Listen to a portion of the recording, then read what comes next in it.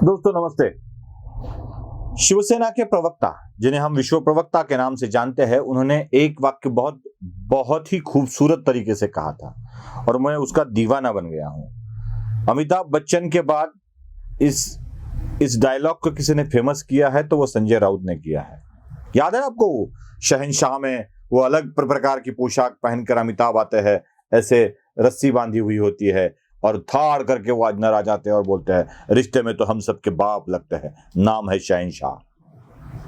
ठीक इसी तरह का डायलॉग संजय राउत ने प्रेस कॉन्फ्रेंस में बोल दिया।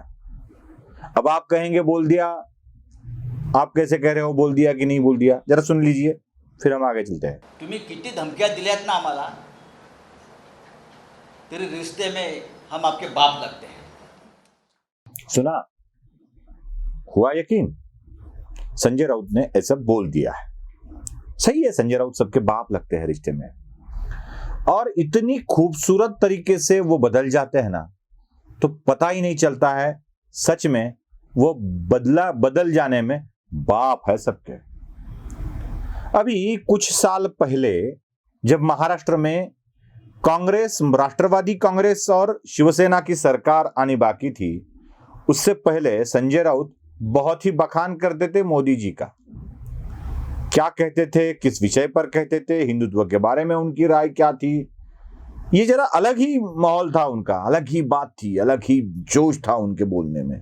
जरा सुन लीजिए। हिंदुस्तान में हमेशा ये मांग सिर्फ, मैं मानता हूँ ये धार्मिक या पॉलिटिकल नहीं है, और मैं तो मानता हूँ कि बहुत सी मुस्लिम महिलाएं भी बुर्का से मुक्ति चाहती है। जैसे ट्रिपल तलाक से मुक्ति दिलाने के लिए मोदी जी ने जो प्रयास किया, तो उसके लिए वो मोदी जी की बहुत तारीफ हो रही है।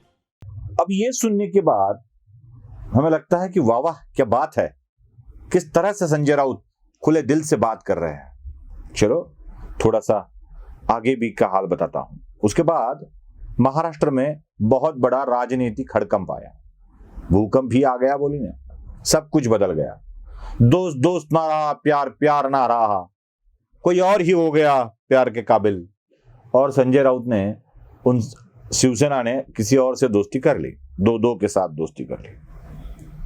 अब उनका कहना अलग है, उनका हिंदुत्व अलग है। अब शिवसेना का पहला वाला हिंदुत्व ना रहा, वो अलग बन गया। अब अलग क्या बना वो भी सुन लीजिए। पड़ती है,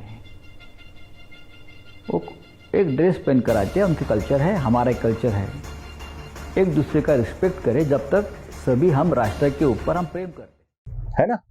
बदलने में, रिश्ते में हम सबके बाप लगते हैं। ये बाप बनना बहुत खूबसूरत होता है भाई, बहुत खूबसूरत होता है। मैं आपको बता दूं, किरीट सोमैया ने, मतलब ये तो सबने बताया है, मैं क्या अलग बता रहा हूं, जो मुझे अलग बताना है वो और आगे है। किरीट सोमैया ने आरोप लगाया कि लाइफलाइन मैनेजमेंट सर्विस ने बड़ा घोटाला कोविड सेंटर्स में किया है। तब जाके कैसे घोटाला नहीं है, ये कंपनी रजिस्टर्ड कैसी है, ये सारी बातें आपके सामने आई। जिस कंपनी को पूना में ब्लैकलिस्टेड किया गया था, उसमें उसको ही मुंबई के कैसे काम मिल जाते हैं, चाय वाला कौन है, बहुत बहुत सारी बातें कही गई। उसमें संजय राउत के कुछ करीबी लोग अटके। उसके बाद राउत बहुत भड़के, उन्होंने एक प्रेस कॉन्फ्रेंस ली और प्रेस कॉन्फ्रेंस में बहुत कुछ बातें बताई। लेकिन उसमें और एक बात मुझे बतानी है, जिसमें रिश्ते में तो हम सबके बाप लगते हैं, इसका यकीन आपको आ जाएगा। ये केवल लाइफलाइन हॉस्पिटल मैनेजमेंट सर्विस नहीं है, यह और भी एक कंपनी है, और यह कंपनी का सच आपको पता चलेगा जब आप हमारे मार्ग पुलिस स्टेशन मुंबई में जाओगे और पूछोगे कि भाई किसी ने यहां पे कुछ कंप्लेंट दी है क्या, तो कंप्लेंट दी है साहिल हिरानी नाम के एक व्यक्ति ने। अब ये साहिल हिरानी कौन है? खबरों से पता चला है कि साहिल हिरानी नाम के एक एडवोकेट है, जो एडवोकेट ऐसी कंपनियां स्थापन करने में बहुत सारे काम करते हैं एडवोकेट के हिसाब से। अब इन भाई साहब को पता चला कि मुंबई के कोविड सेंटर्स चलाने के लिए एक कंपनी ने बहुत जगह आवेदन दिए रखे हैं, बहुत जगह। मतलब मुंबई में कोविड के वक्त बहुत जगह कोविड सेंटर्स चल रहे थे, और ये कोविड सेंटर्स के मैनेजमेंट के लिए एक कंपनी ने बहुत जगह आवेदन दे के रखे हैं। अब ये आवेदन देने वाली कंपनी का नाम है internal health care management LLP